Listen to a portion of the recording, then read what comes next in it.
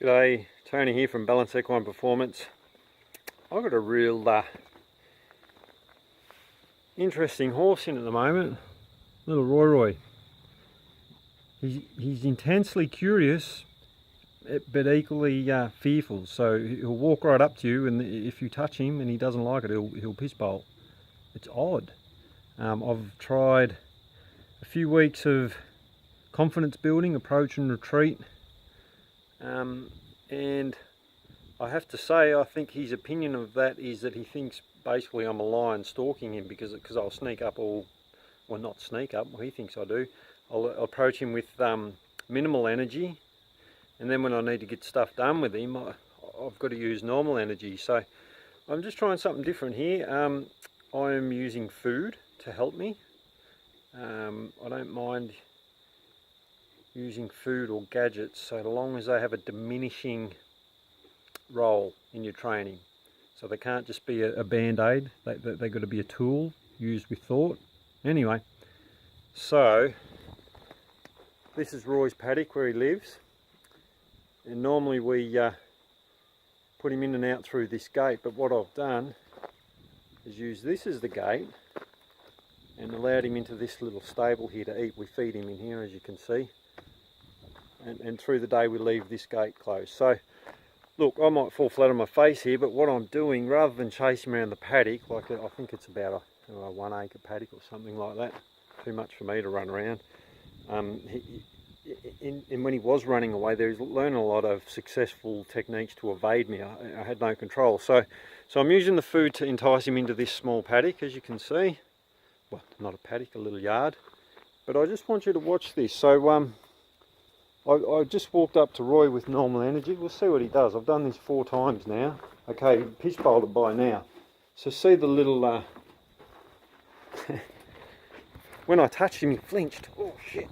But what I've been doing is just coming back, and there was a ridge here that a horse dug up. Now, this is not important, but I'm sort of kicking and making noise and moving and just going about my business, while Roy has to get used to the fact that I'm not really interested in him. He's got to get over himself a bit while he's worried about it. The food's helping, I've got to admit, and it might backfire, but we'll see. I'll keep you posted. But again, I'm just moving up with normal energy. You can see his body language, touch him. He's still flinching, but what I'm trying here is that I walk up, touch him, he stops flinching, and then I just bugger off and leave him alone. I have the feeling this little fella's so wigged out about pressure from humans that he thinks every time I approach him I'm going to do something to him, or he's going to be asked to do things that he's not quite sure about. So I've tried the approach and retreat method with him with no success. It didn't make any improvement in his confidence whatsoever. Other horses I've done that with over 2 weeks and cured bucking problems that they had without actually working on the bucking, just by getting them confident to be around. That particular horse wasn't super curious and inquisitive like Roy is though. But let's just see. You can see my energy. I'm not far arsing around. I've kicked a rock. He's worried already. The first time, good boy. Watch his body language there. I'll just wait for a little change in his language before I stop. I'm kind of playing it by ear how much of a change I'm looking for in him before I stop and walk away. The first time I did that, he bolted straight past me, ran up that end of the yard, and I did nothing. I just come over here and kicked me dirt. All based at base. Well, I want to say, Roy, get over yourself, mate. It's not all about you. So that Roy can go, oh, thank Christ, I can just relax and be a horse around these people. We will seek to build from there.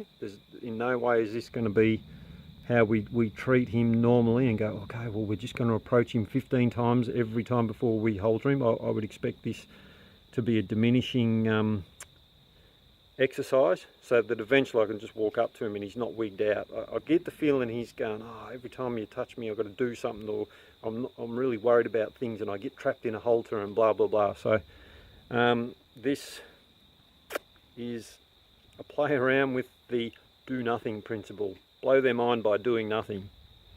Anyway, just a curious little thing that I'm playing around with that I thought might be of interest. Cheers.